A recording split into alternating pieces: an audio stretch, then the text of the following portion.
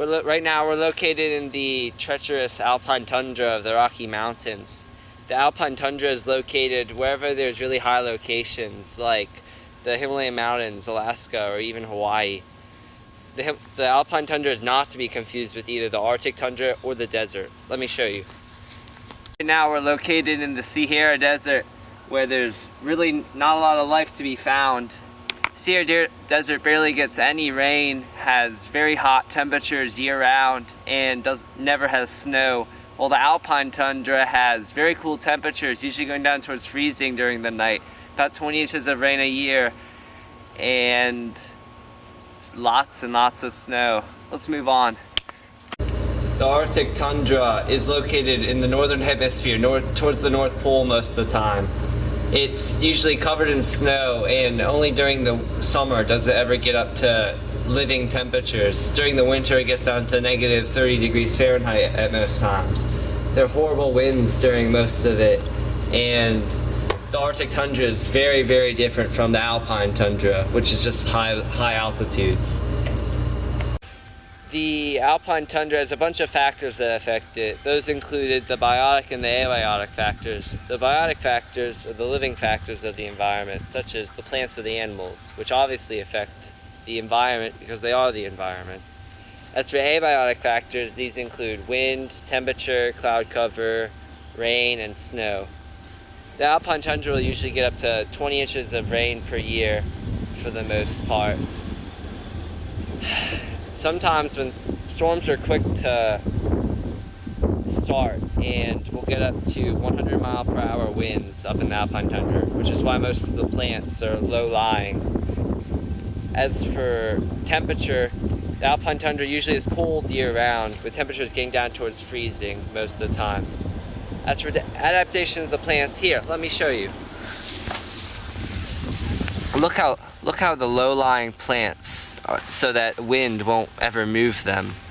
Also, if you look closely enough, there's some hair on this plant to help keep in the heat. Some of them are also differently covered also, which helps convert sunlight to heat. Pause. Some other examples that I forgot to include are the fact that these plants are slow-growing plants, and some of them are also succulents, which help keep in the water, which is vital to the survival of these plants. We're still here in the treacherous Alpine Tundra, but I'm not sure what happened to my cameraman. He left like an hour ago and never came back. Regardless, let's keep talking about the Alpine Tundra. Now, some of the adaptations of the animals include the pika, which uses high-pitched squealing noises to warn each other when there's danger nearby. The yellow-bellied marmot, which uses camouflage in order for protection. Deer, which use antlers for protection. Bobcat, which uses specialized teeth and claws in order to hunt. And the mountain goat, which uses horns for protection. There's also a food web present in the Alpine Tundra. As you can see, there's predator-prey relationships every time you step up a level in the food web. There's also interspecies competition, which would be, for example, the pine competing with each other for the same food, while intraspecies competition, ringtail competes with other ringtails for mates and selection. There's also the carbon cycle present in the Alpine Tundra. As you can see, carbon goes to the environment and keeps recycling itself, just like any other biome. Lastly, you have the energy pyramid. Based on the rule of 10%, you lose 90% of the energy every time until eventually you get to the highest level. Major limiting factors of an environment include density-dependent and density-independent factors. For density-dependent factors, the factors affect the population according to the population size. For density-independent factors, all populations of all sizes are affected equally. Examples of density-dependent factors would be something such as food or water, while for density-independent factors, it would be something such as rainfall or temperature. Rainfall and temperature are also limiting factors, which stop an environment from succeeding to like infinity or such. Rainfall and temperature is what makes biomes different from each other. which makes something like the desert, which gets almost no rainfall and has very hot temperatures, different from the Arctic, which also has very low temperatures and not much rainfall. So it's like two ends of the spectrum. A symbiotic relationship in the Alpine tundra would be, for one example, parasitism, which one organism benefits off the other at the cost of the other's health. A good example of that would be a deer and a tick. As for daily cycles of the Alpine tundra, the animals that come out during the day, usually, are like day animals, while the animals that come out during the night are nocturnal. That's it. As for seasonal cycles, it includes the migration of the elk, hibernation of the yellow-bellied marmot, and other things that I didn't mention. As for the net primary productivity, or NPP, is when the sun comes down and all the plants around it absorb it. That's the total amount of energy absorbed to the environment, which goes up the food chain.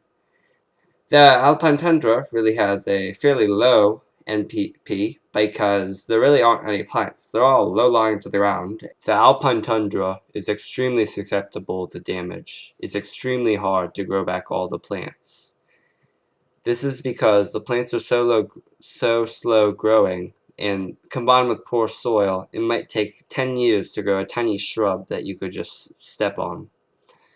For example, man's impact on the environment, which might include the destroying of the soil or destroying of the plants, would pretty much plummet the ecosystem. If the environment had to reestablish itself, the primary order of the secondary succession would be the lichens, followed by the dwarf shrubs, followed by the small grasses. Trees never grow. The alpine has not profited from man's intervention. If soil exposure happens, it might take up to 500 years to replace all the plants in that one tiny area. Basically, if a lot of other humans start going up towards the alpine tundra, we might see eventual decline in destruction environment. So there's a lot of acknowledgments I'd like to make. First off, thank you Dylan Goss for spiritually being there for me. I'd like to thank my brother Anton for recording some of the scenes like the desert and the alpine tundra. I would like to thank my mom and dad for always believing in me, even when no one else did, and always being there for me when the going got tough, the tough got going. And my cat Mighty Paws for emotionally being for me. I don't have her here right now, but I'll get her for later. I'd like to thank my little brother AJ for motivating me to do this, to prove him wrong. He said I was going to fail, but I'm not. And I'd like to thank Dr. Anthony for giving me this opportunity.